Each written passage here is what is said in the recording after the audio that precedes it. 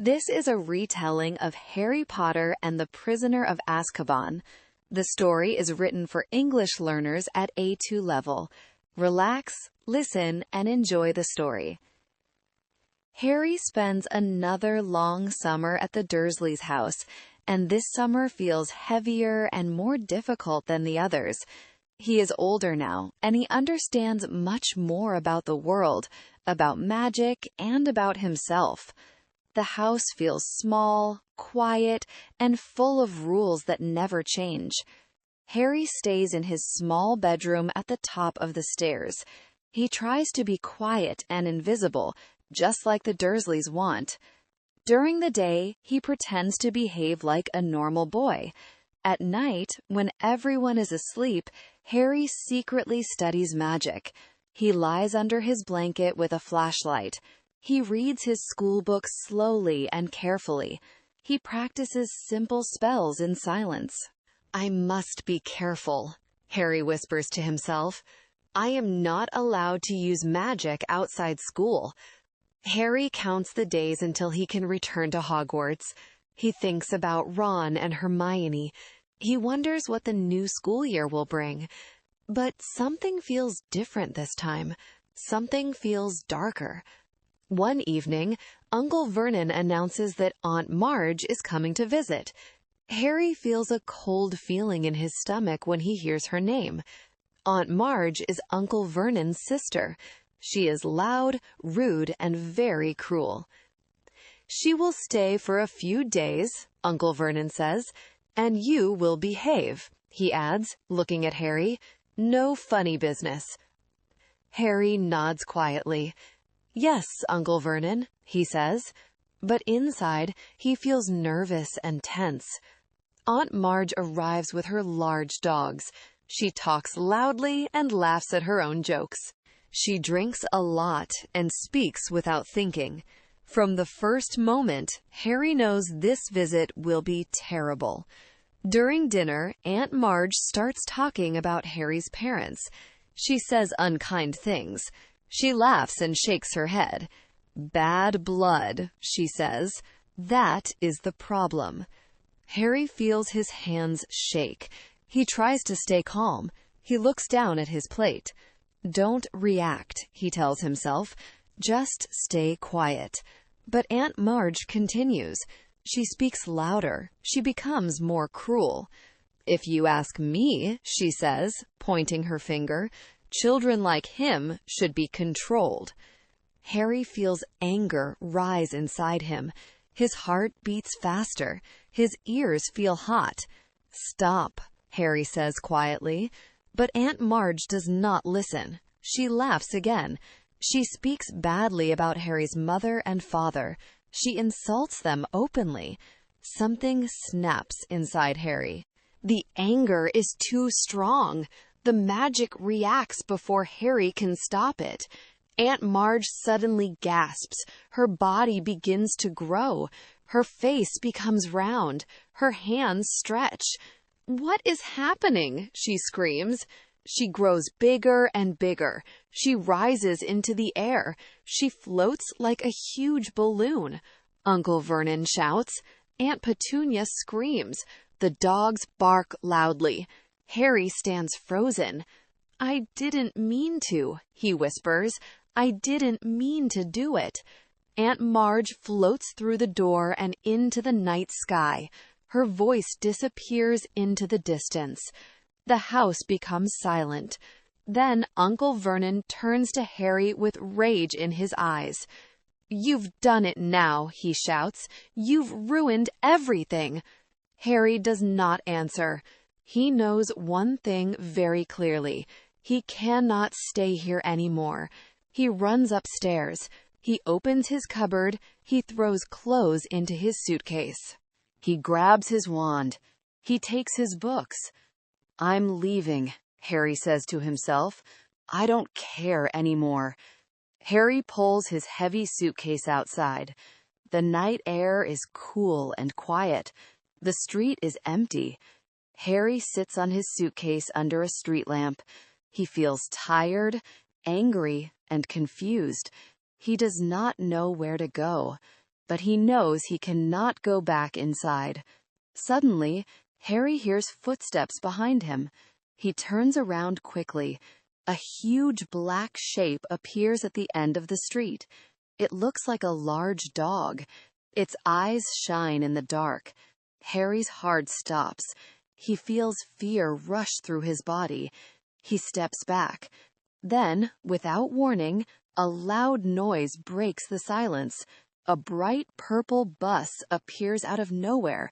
It stops right in front of Harry. The door opens. A man with a strange smile looks down at him. "Welcome to the night bus," the man says cheerfully. "Emergency transport for the stranded witch or wizard." Harry stares at him in shock. I didn't mean to call a bus," Harry says. The man laughs. "No problem," he says.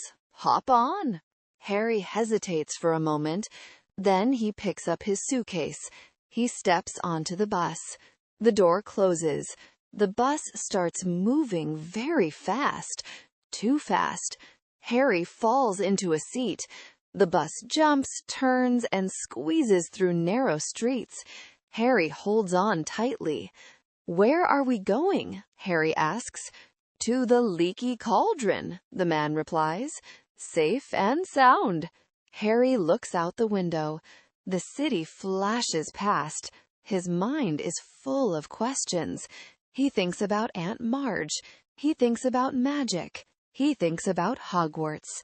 And somewhere deep inside, Harry feels that this year will be different, more dangerous, and more important than ever.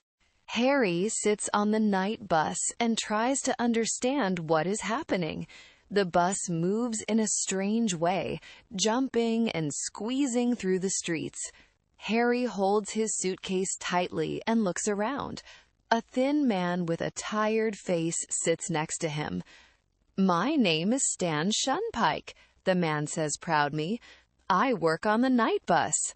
Harry nods slowly. "I'm Harry," he says. He does not give his last name. Stan looks at him carefully. "You look young," Stan says. "Running away from home?" Harry does not answer. He looks out of the window as the city flashes past. The bus suddenly stops. Stan opens the door and shouts instructions. The bus jumps again and continues its wild ride.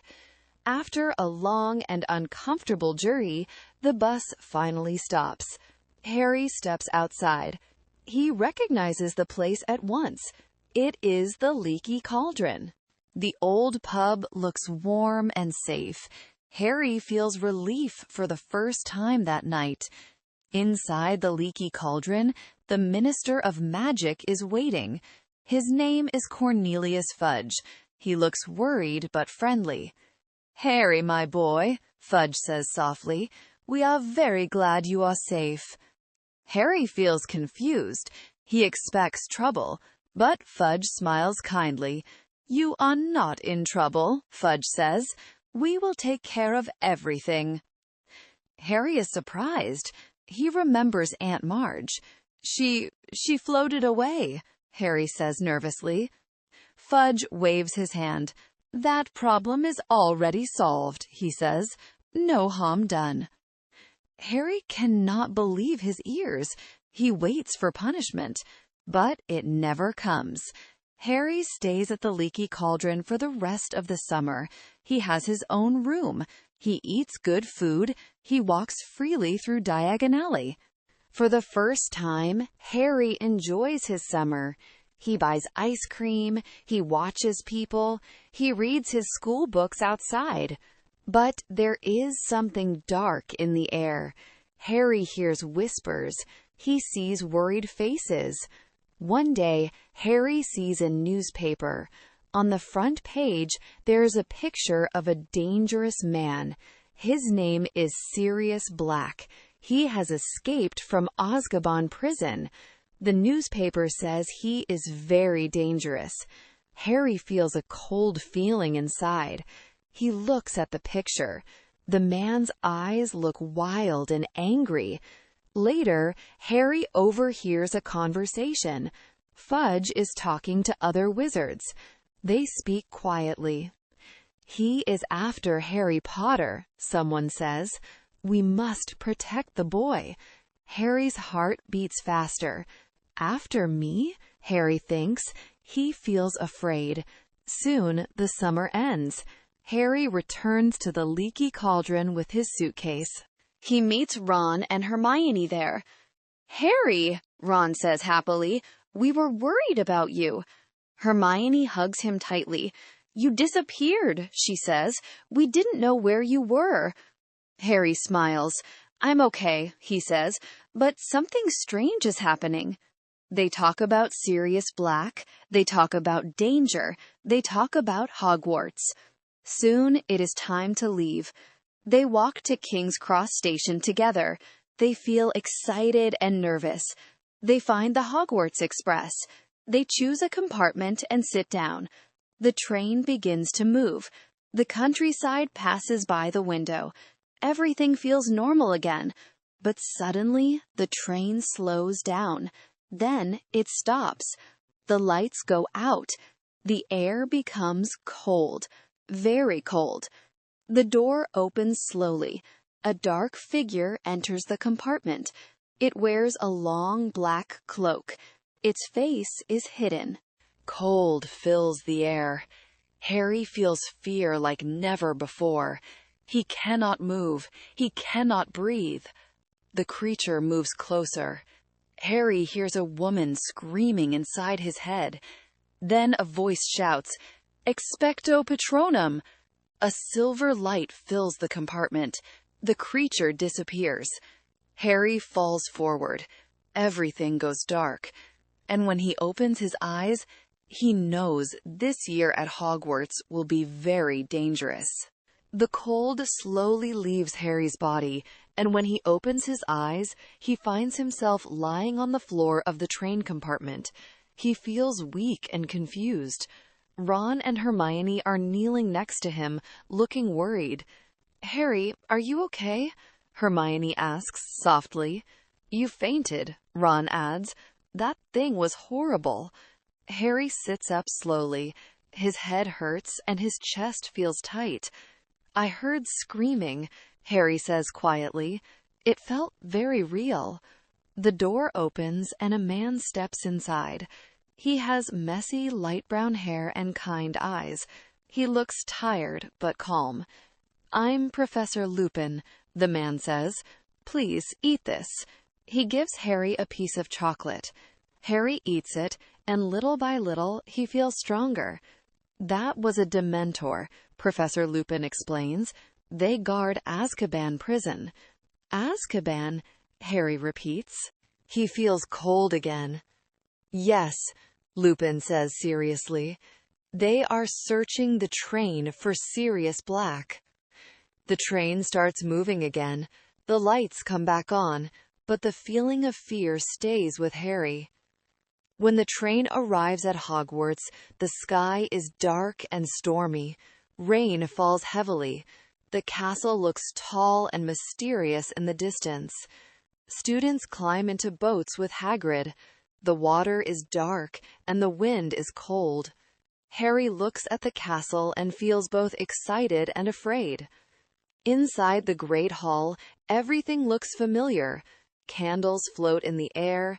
The ceiling shows a stormy sky. Professor Dumbledore stands up. He looks serious. "Welcome to a new school year," Dumbledore says. "But this year will be different." He explains that Dementors will guard the school. Students whisper nervously. Harry listens carefully. He feels uneasy. He does not like the idea of Dementors near Hogwarts. Classes begin the next day. Everything feels strange but exciting. In defense against the dark arts class, Professor Lupin teaches the lesson. He smiles kindly. He speaks calmly. Today's lesson is about a creature called a boggart. A boggart becomes what you fear most, Lupin explains. One by one, students face the boggart. It changes shape again and again.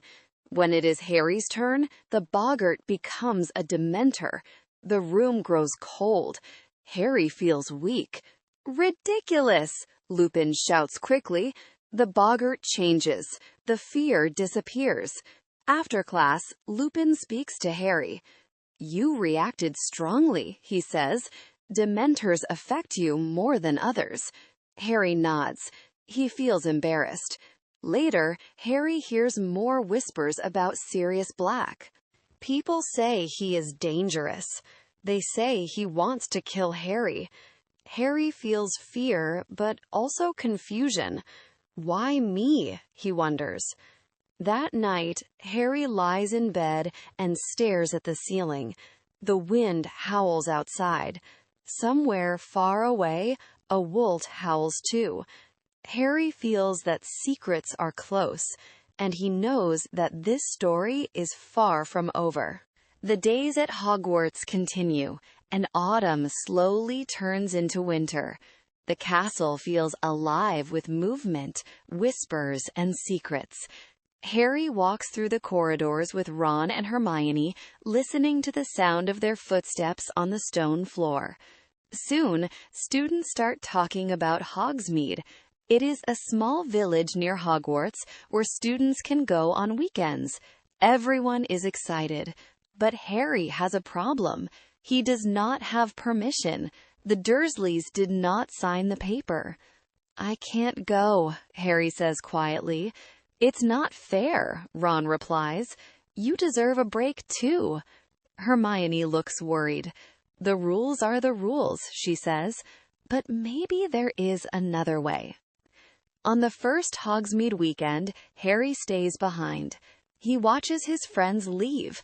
He feels lonely and angry.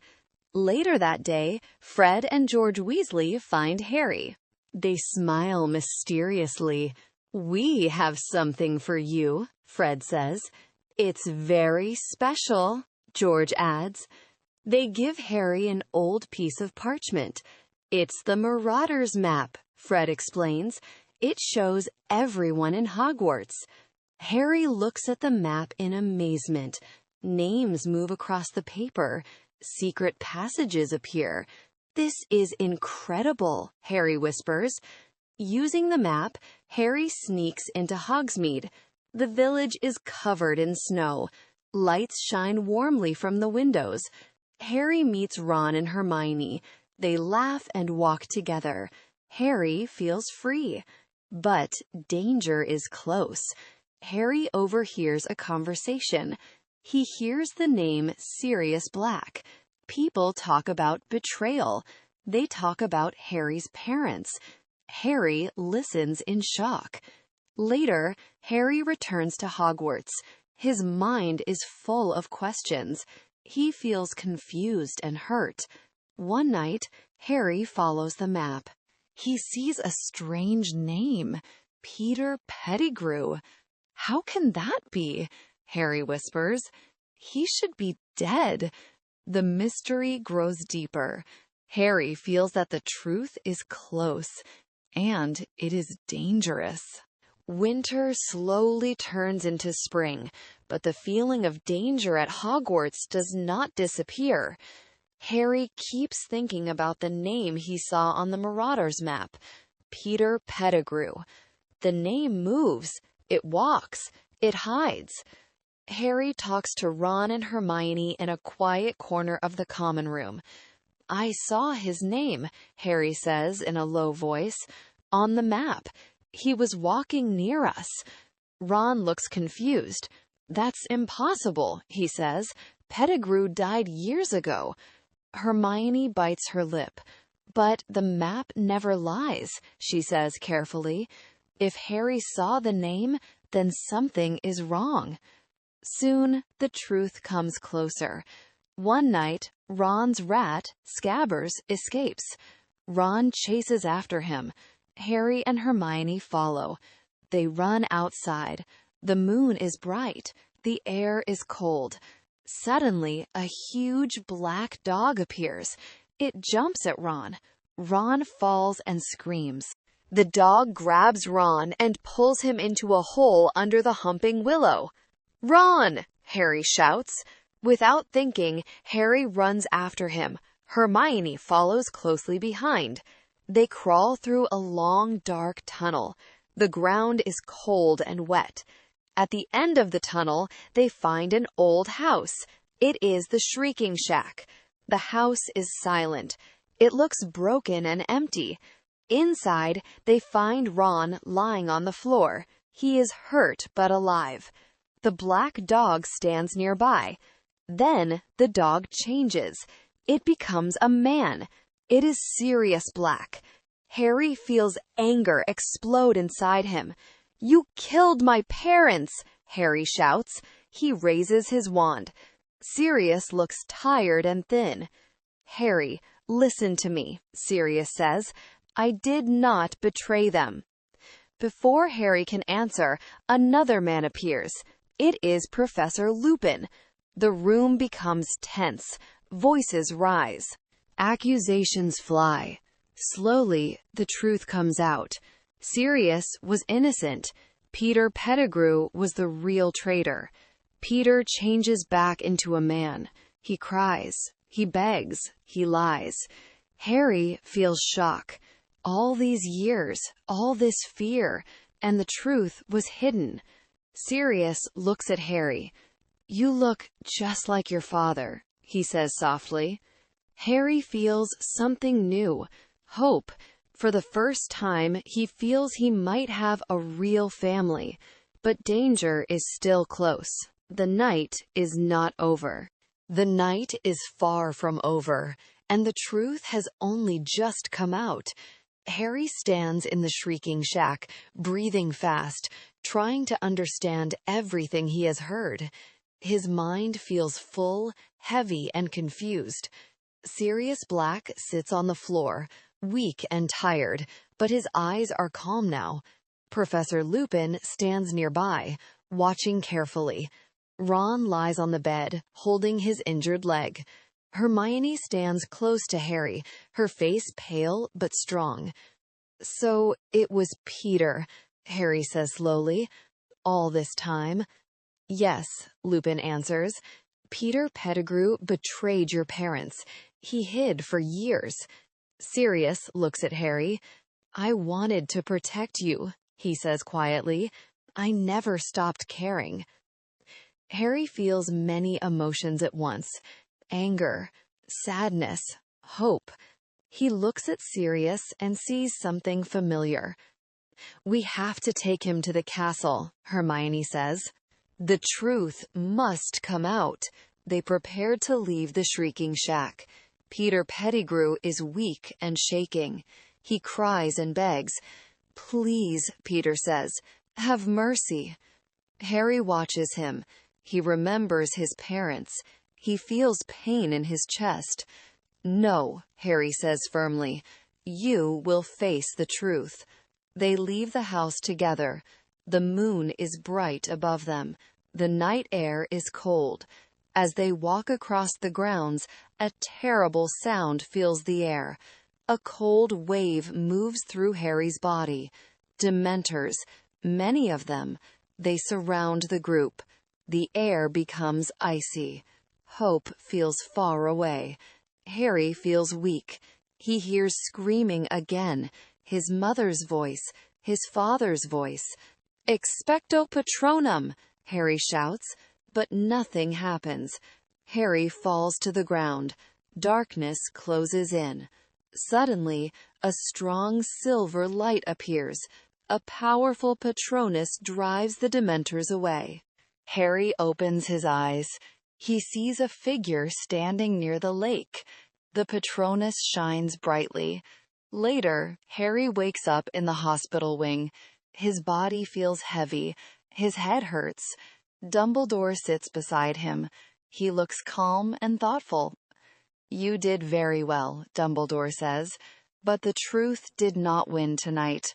Sirius has escaped. The Ministry believes he is still guilty." Harry feels disappointed and sad. But Dumbledore speaks again. "Sometimes," he says, "we are given a second chance." Hermione shows Harry her time turner, a small object on a chain. They turn back time. Hours disappear. Harry and Hermione relive the night. They save Buckbeak. They hide. They watch themselves. At the lake, Harry understands. He was the one who saved them. He casts the Patronus again. This time, it is strong. It takes the shape of a stag. The Dementors disappear.